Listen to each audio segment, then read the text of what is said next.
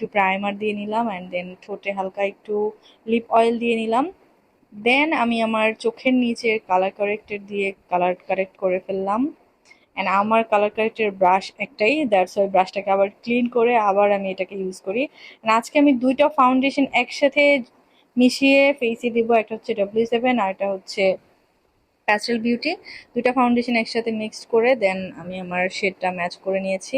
And দুইটা foundation mix করার পরে রেজাল্ট খুব ভালো লেগেছে, খুব সুন্দরভাবে আমার ফেসে ফাউন্ডেশনটা ব্লেন্ড হয়ে যায়। অ্যান্ড দেন আমি আমার ফেসটা কন্ট্রোল করে ফেলি, তারপরে একটু হাইলাইট করার জন্য আবার চোখের নিচে অ্যান্ড গালের মধ্যে নাকের উপরে কনসিলার দিয়ে দিই। এরপরে লিকুইড ব্লাশ, আজকে লিকুইড ব্লাশটা খুব হালকা রেখেছি যার জন্য আমি ব্রাশ ইউজ না করে আমি আমার বিউটি ব্লেন্ডার দিয়ে ব্লেন্ড করি। এরপরে ফেসে পাউডার ফিক্সড করে দেন হচ্ছে পাউডার ব্লাশ ইউজ করি।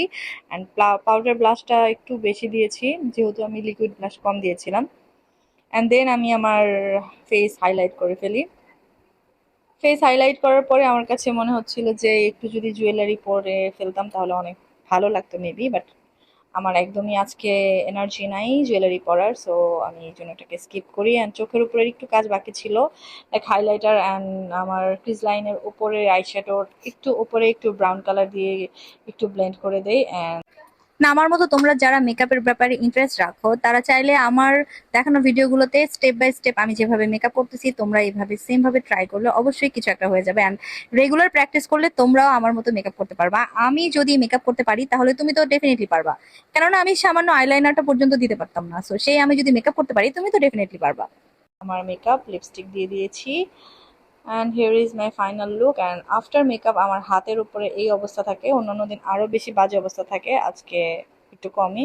And একটু আগে জাস্ট এই ওয়েট টিস্যুটা আমি বের করেছি অ্যান্ড একটু পরে হাত দিয়ে নিয়ে দেখি এটা শুকিয়ে গেছে, আর কিছুই করার নাই, আমি তাকে ফেলে দিব না অবশ্যই পুরোপুরি ইউজ না করে। অ্যান্ড আমি এই শুকনা টিস্যুটা দিয়ে আমি আমার হাতটাকে ক্লিন করলাম অ্যান্ড দেখলাম যে আমি একটু ফেসটা বাঁকা ঝাঁকা করে স্মাইল করলে গালের মধ্যে টোলটা ভিজিবল হচ্ছে, তো এই জন্য একটু দেখালাম। এই তো আমার হাত একদম চাকাচাক হয়ে গয়া। সো আজকের লুকটা আপনাদের কেমন লেগেছে অবশ্যই কমেন্টস করে জানাবেন আমাকে। অ্যান্ড আপনারা যারা বিয়ে বা গায়ে হলুদের জন্য আমার কাছে সাজতে চান আমাকে অবশ্যই আমার ইনবক্সে নক করবেন, আমার ফেসবুক পেজে অথবা ইনস্টাগ্রামে, যেখান থেকে আপনারা আমার ভিডিওটা দেখছেন সেখানে ইনবক্স করলেই হয়ে যাবে। অ্যান্ড আমার ব্রাইডাল শ্যুটের জন্য কিছু মডেল দরকার, আপনারা যদি কেউ মডেল হিসেবে কাজ করতে চান সেটাও আমাকে জানাতে পারেন। সো আজকের মতো এই পর্যন্তই, সবাই ভালো থাকবেন, আল্লাহ হাফেজ।